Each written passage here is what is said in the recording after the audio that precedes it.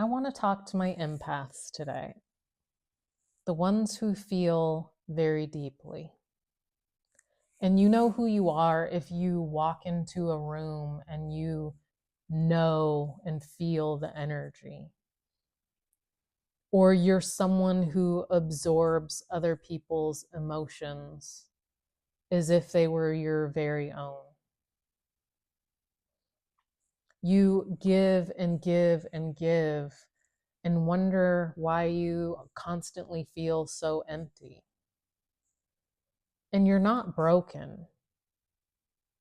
It's because no one ever taught you how to feel so deeply and to stay with yourself at the same time.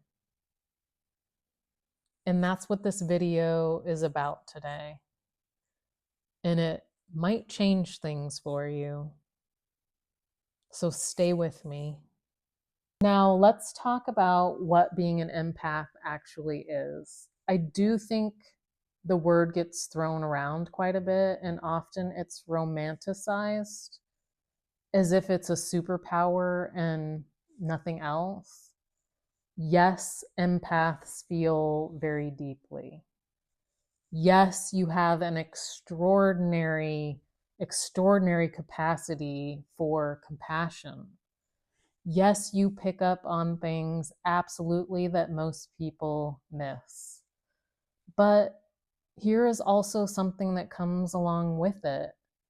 Your nervous system has a very hard time distinguishing between your feelings and other people's feelings. You absorb, you take on, you feel responsible for other people's emotional states. And somewhere along the way, with all of that absorbing, became a way of leaving yourself. This is what it looks like for most empaths.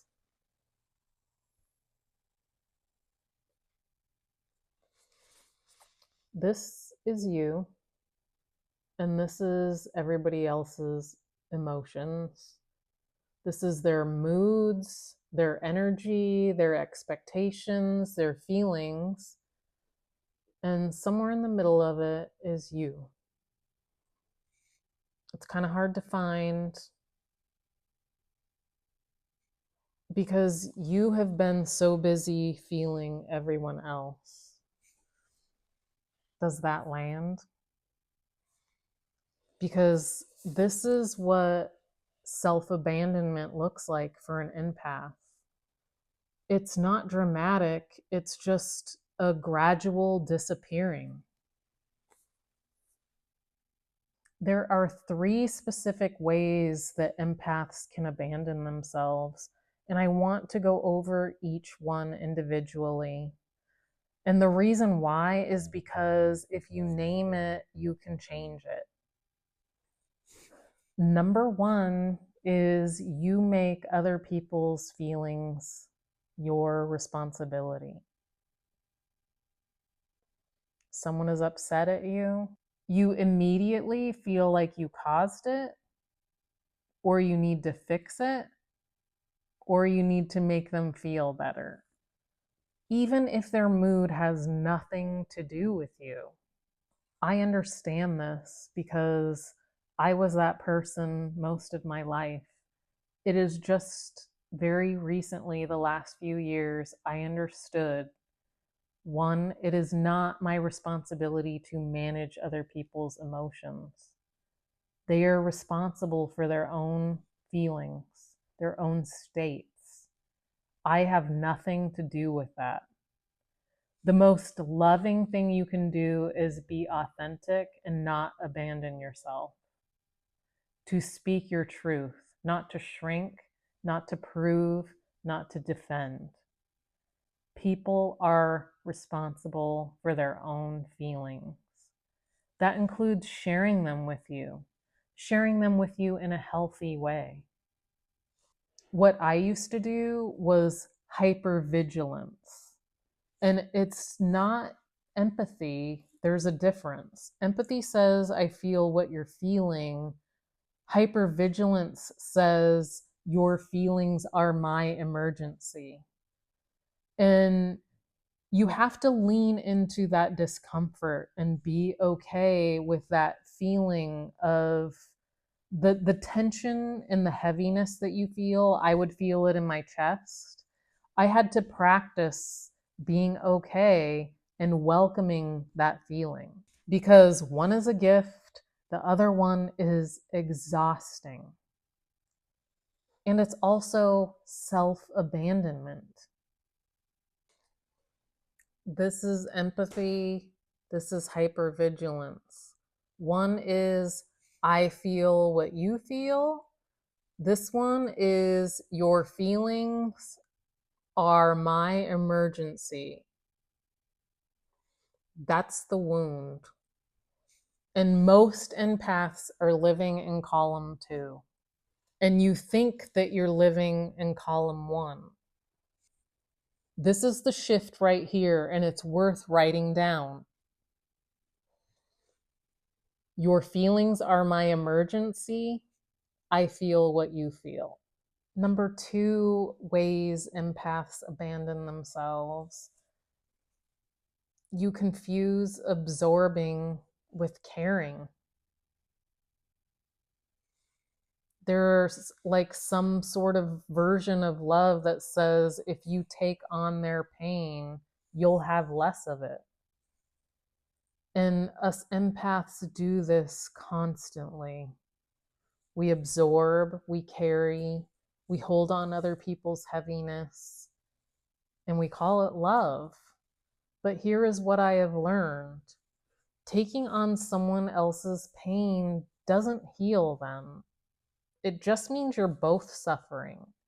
And you're actually taking away from them the opportunity to learn and grow and handle an uncomfortable situation. You cannot pour from an empty vessel. We've all heard that, right? But empaths seem to keep trying anyway. And every time you pour from an empty vessel, you abandon yourself a little bit more. But I have something to tell you. Real love does not require you to disappear. I want to say that again. Real love does not require you to disappear. There is a huge difference. Real love holds space for you. The third way us empaths abandon ourselves is we use the sensitivity as an identity, not just a trait. This one is subtle, but it's very important. When I'm an empath becomes the main thing that you know about yourself, it can become a cage. It can be a reason that you stay in situations that are draining you. I can't help it. I feel everything so deeply. I'm just so sensitive. This is just who I am. And Neville Goddard would say, this is just a state. It's not the truth. A state. And a state can be changed. Your sensitivity is a gift. But you are more than your sensitivity. You are a consciousness that has the sensitivity. You are the observer of this life. And the observer gets to choose what to do with how they feel. So, what does it look like to be an empath and not self-abandon? Because I want to be extremely clear here. I'm not asking you to stop feeling. I'm not saying build up walls. And I'm not saying to become less than what you are. I'm actually saying learn to feel and stay with yourself at the same time. That's the skill. And it's actually a skill, not a personality type, which means it can be learned. This is what this looks like. And you are just going to love how talented I am at drawing. So this is the old pattern. This is you right here. Someone is in pain and you feel it. You leave yourself and you go directly into their world. You absorb their feelings, you fix, and you carry their feelings and emotions. Now, new identity.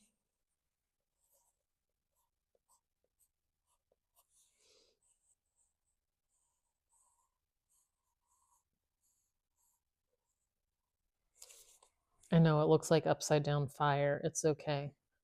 Someone is in pain and you feel it, but you have these roots. You stay connected to yourself. You can be present without dissolving. And that's not cold because you're bringing the whole person to the moment, not a half empty one. The question is, how do you stay with yourself when you're feeling everyone else? These are the three things that changed it for me. The very first thing is you have to be aware that it's happening. You need to notice when you've left yourself, when you abandon yourself. You can't come back to yourself if you don't know that you're gone. So you really just need to start by paying attention. When someone goes quiet and you immediately go into panic mode, notice that. Really take the time to notice that. I just left myself. Name it. I just left myself. That awareness alone starts to break the pattern. Number 2, ask yourself, how am I? Before you ask, how are they? It sounds so simple, but when you're used to caring for everybody else, it's not that easy. Because for empaths, checking on others, it's just automatic. Checking in with yourself, it's going to take some practice. So before you reach for your phone to check if they're okay, before you read the room, stop. Stop and ask yourself first, what do I need? Am I here? That one question is an act of profound self-loyalty. And third, do something physically grounding for you every day. For me, I have a couple of tools. It's either the frame technique meditation or sauna cold bath. Not just for the health benefits, right? Because it forces me back in my own body when I am in 36-degree water. You are very present with yourself. You can't really be anywhere else. You can't be managing somebody else's feelings. You are there managing your own in your body, in your own experience, whatever that looks like for you. Could be the frame technique meditation, which I will link below. Yoga, gym, taking a hike. It's not self-care, it's self-loyalty. I'd like to come back to Neville for a moment, because this is where it gets extremely powerful.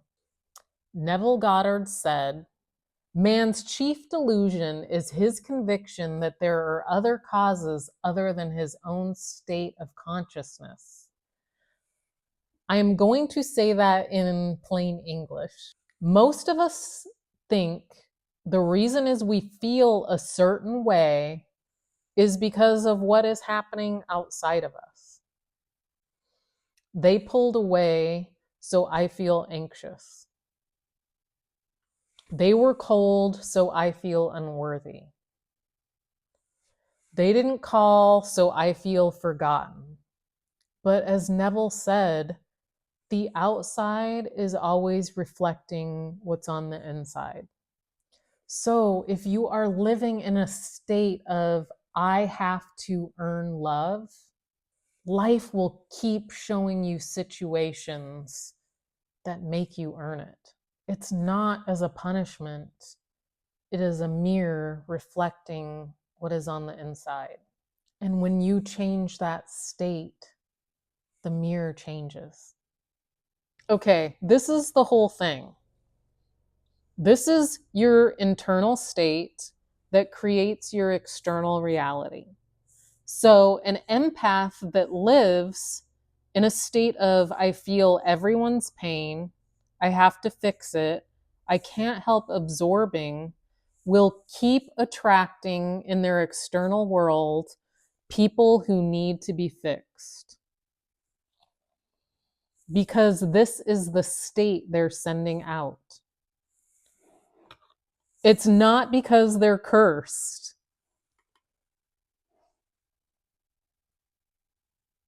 But an empath that shifts into, I feel deeply and I stay rooted, I love and I stay whole, starts attracting differently. It's not as a technique, it's a natural result of a changed state. That's a quantum shift right there. I want to say something before I let you go. Your sensitivity is not your problem. It never was.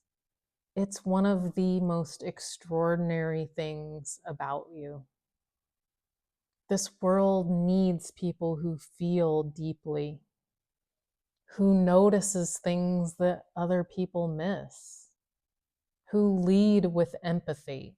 It just needs a version of you who stays, who doesn't abandon herself, who feels everything and still comes home to herself, who loves so deeply from a place of wholeness, not self-sacrifice, not depletion, wholeness. That version of you, it's already in there. She always was. She has just been waiting for the version of you who stops abandoning her. If this resonated with you, share it with an empath you love. Subscribe if you want more of this, and I will see you on the next one. I love you guys.